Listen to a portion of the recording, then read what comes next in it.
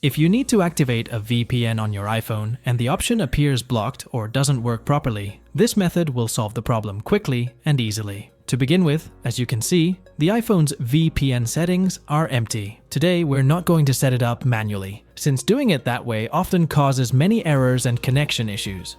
What we're going to do instead is go directly to the App Store and download a free VPN for iOS. In this case, we'll use VPN Super Unlimited, which is one of the most reliable and easiest options to use. We download the app and use its free version, which is more than enough for this method. Once it's installed, we open the app and try to activate the VPN from within the application itself. At that moment, the system will show us a notification indicating that there is no VPN configured on the device. When this message appears, the app itself will automatically take us to the iPhone settings. Here, without having to do anything manually, a default VPN configuration associated with the app we just installed will be added. After this, if we go back to the settings and look at the top of the screen, we'll see that the VPN option now appears as active.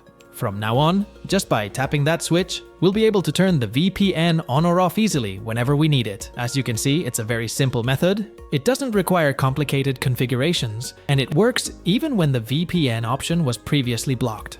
I hope this tutorial has helped you. If it did, subscribe to the channel and leave a like for more step-by-step guides and solutions.